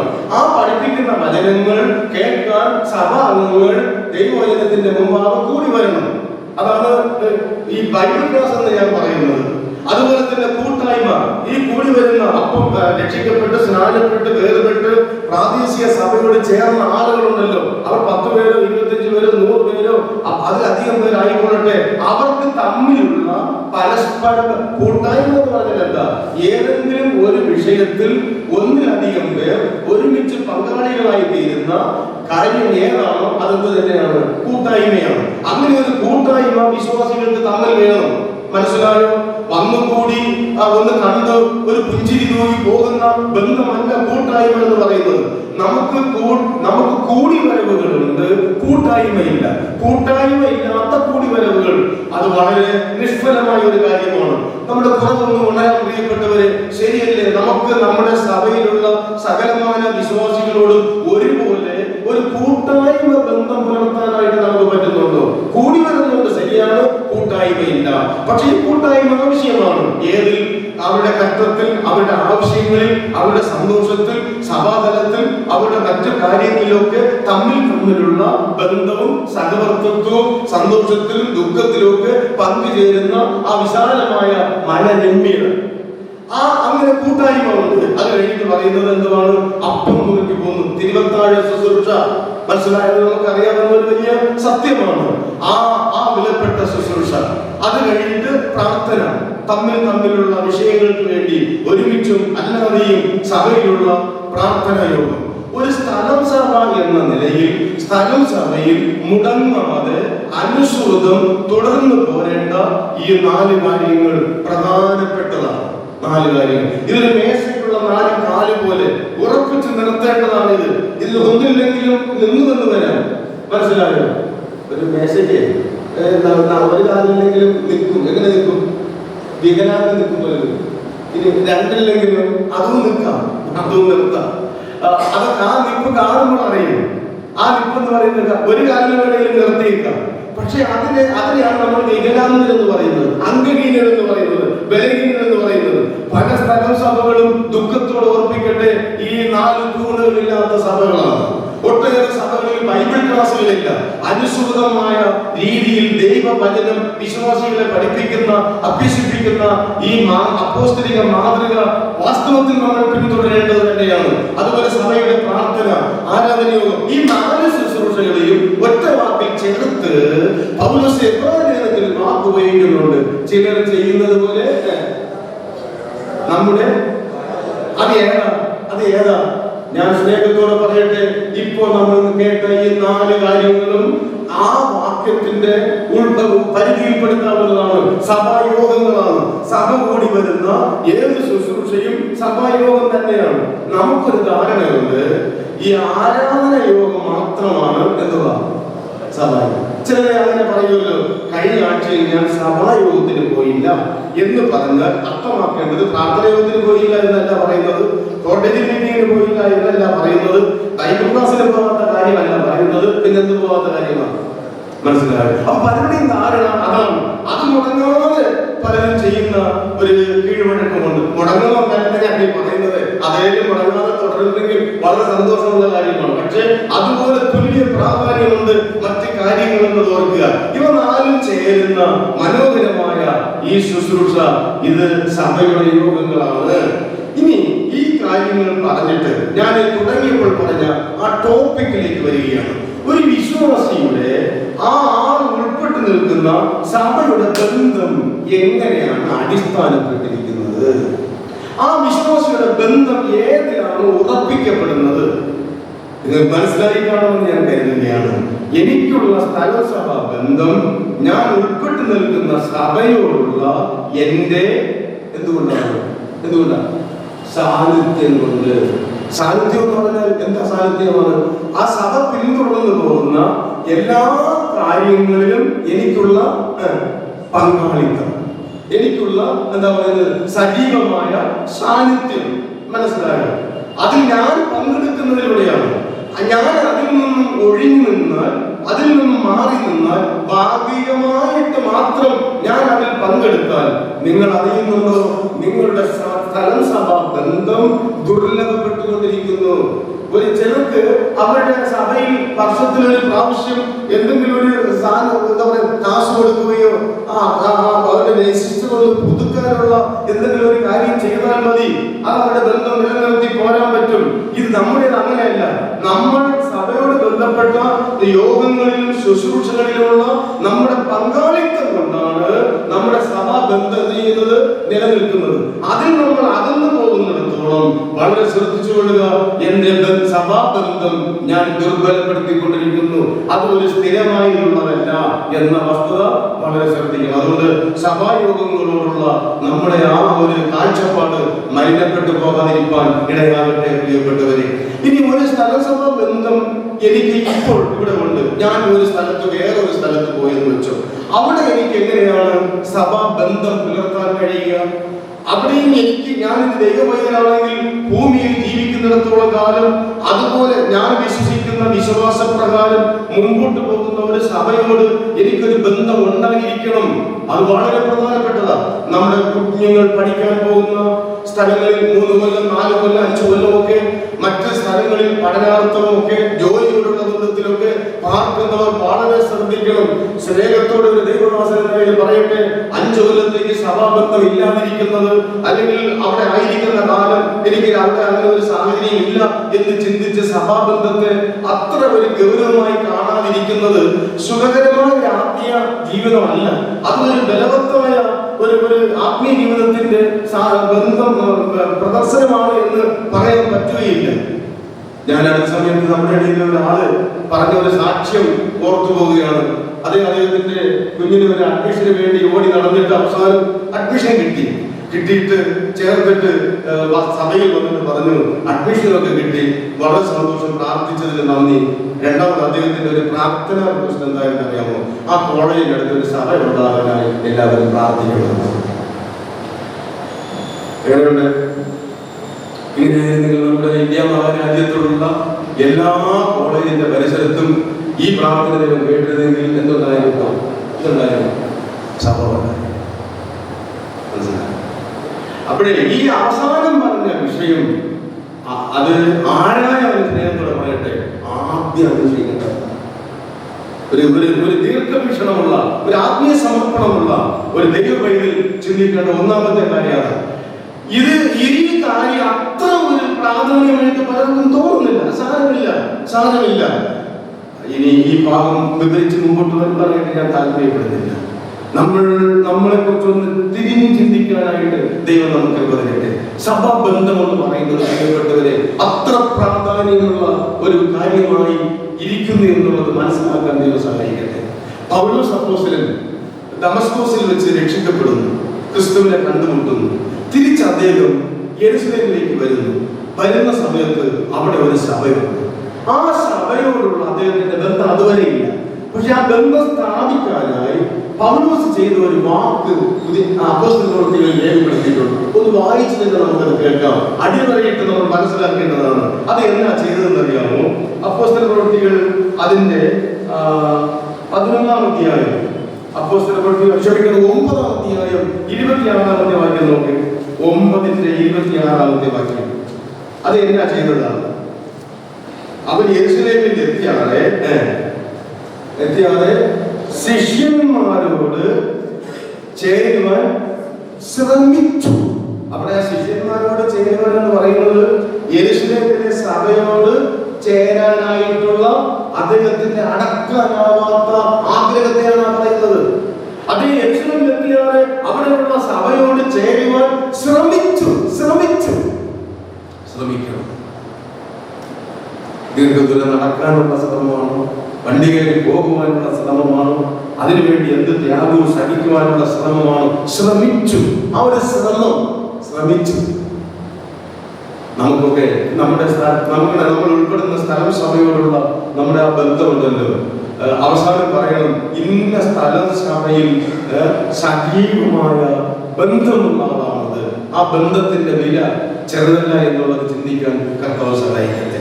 അങ്ങനെ സ്ഥലം സഭ ബന്ധം എന്ന് പറയുന്നത് രക്ഷിക്കപ്പെട്ട് സ്നാനപ്പെട്ട് വേർപെട്ട് ചേരുന്ന സഭയോടുള്ള ശുശ്രൂഷകളിലും സഭയുടെ എല്ലാ കാര്യങ്ങളിലും സജീവമായ സാന്നിധ്യം കൊണ്ട് നിലനിർത്തണം. അങ്ങനെ അല്ലാതെ വരുന്നത് ബന്ധം അവർ എന്ന് പറയുന്നത് ദുർബലപ്പെടുത്തിക്കൊണ്ട് ബന്ധത്തിന്റെ ആ സ്ഥിരതയെ കുറച്ചു കാണുന്നു എന്നുള്ളതാണ് വസ്തുത. ഞാൻ നമ്മുടെ സമയം തീരുന്നു. 3-ാം വാക്യത്തിലേക്ക് വരാം. നമ്മൾ ആദ്യം വായിച്ച 5-ാം അധ്യായത്തിന്റെ 13-ാമത്തെ വാക്യത്തിലേക്ക് വരാം. അപ്പോസ്തലപ്രവൃത്തികൾ 5-ന്റെ 13-ാമത്തെ വാക്യം. മറ്റുള്ളവരിൽ ആരും അവരോട് ചേരുവാൻ തുനിഞ്ഞില്ല, ചേർന്നില്ല. ഇത് എവിടെ ചേരാത്ത കാര്യമായി പറയുന്നതാണ്.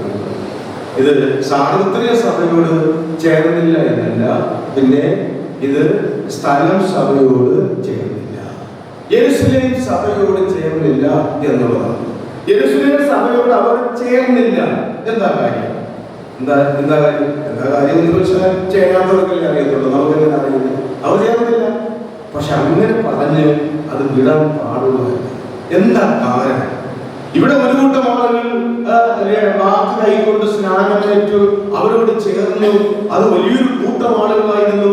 അവർ ആ ചേർന്ന സഭയോടുള്ള അവരുടെ ബന്ധം വളരെ വ്യക്തമായി നിലനിർത്തി പോകുന്നത് പറയുമ്പോൾ തന്നെ ഇവിടെ വരുമ്പോഴത്തേക്കും ചേർന്നില്ല. 2 കാരണങ്ങളാണ് അതിനുള്ളത്. അഥവാ നമ്മുടെ ചെമ്മന്തൂർ സഭയോട് ചേർന്നില്ല. ഇവിടെ നാട്ടുകാരിൽ പലരും, ഞാൻ ഉൾപ്പെട്ട് നിൽക്കുന്നത് ഞങ്ങളുടെ ബാലരാമപുരത്തെ ശാന്തിപുരം എന്ന് പറയുന്ന സഭയാണ്.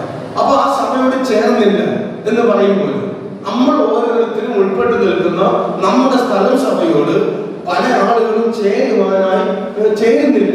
ചേരാനായിട്ട് നമ്മൾ കൺവെൻഷനുകൾ, പരസ്യയോഗങ്ങൾ, ട്രാക്ട് വിതരണങ്ങൾ, ഭവന സന്ദർശനങ്ങൾ, എന്തൊക്കെ നമുക്ക് ചെയ്യാൻ ഒക്കുമോ അതൊക്കെ ചെയ്ത് നമ്മൾ വീടുകൾ തോറും കയറി ഇറങ്ങി ആളുകളെ നമ്മോടൊപ്പം ചേർക്കാൻ നമ്മൾ പരിശ്രമിക്കുകയാണ്. അത് ഒരു സത്യമാണ്. എന്നിട്ടും എന്തുകൊണ്ട് നമ്മുടെ ആളുകൾ ചേർന്ന് വരുന്നില്ല?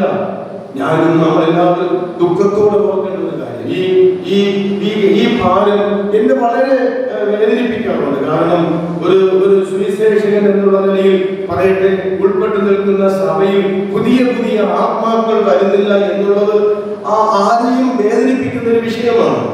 അത് മാത്രമല്ല, ഞാൻ അടുത്ത സമയത്ത് ഭാര്യയിൽ നോക്കി, ഈ കഴിഞ്ഞ 2 മാസത്തിനിടെ നമ്മുടെ ഇടയിൽ നിന്നും മരണപ്പെട്ടു പോയ 42 പേർ. അത് അത്ര അറിഞ്ഞത്. ഇനി എത്രയോ പേർ അല്ലാതെ ഇത് ചുരുക്കം ദിവസങ്ങൾക്കത്. അപ്പോൾ ഞാൻ ആ ചരമ വാർത്ത വായിച്ചിട്ട് ചിന്തിച്ചു പോയി, കർത്താവേ, നിലവിലുണ്ടായിരുന്ന 42ഓളം ആളുകൾ നമ്മുടെ കൂട്ടായ്മയിൽ നിന്നും വിട്ടുപോയി. ഈ ഒരെണ്ണമെങ്കിലും ഈ 42-ന് പകരം സമൂഹത്തിൽ നിന്നും പുതുതായിട്ട് രക്ഷിക്കപ്പെട്ട് നമ്മുടെ കൂടെ ചേരുന്നുണ്ടോ? ചരമവാർത്ത നമ്മൾ വായിക്കുമ്പോഴൊക്കെ ഓർക്കണം, ഇവർ പോകുന്നു, പുതിയ ആളുകൾ നമ്മുടെ കൂടെ വന്നു. ആ വിടവ് നികത്താൻ, ആ സംഖ്യ നികത്തി വരാൻ, എണ്ണം വർദ്ധിപ്പിക്കാൻ എല്ലാവരും ഒന്ന് ശാന്തമായി ചിന്തിച്ചു നോക്കി. എന്താ ചേരാത്ത?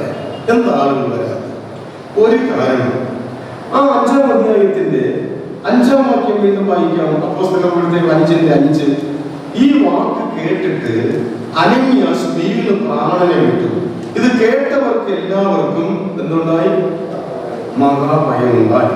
ഇനി 11-ാമത്തെ വാക്യം, സർവസഭയ്ക്കും ഇത് കേട്ടവർക്ക് എല്ലാവർക്കും. അപ്പൊ അതുകൊണ്ടായിരിക്കാം വേറെ ആരും കൊണ്ട് ചേരാം. എന്താ കാര്യം? സഭയിലുള്ള 2 ആളുകളുടെ മരണം.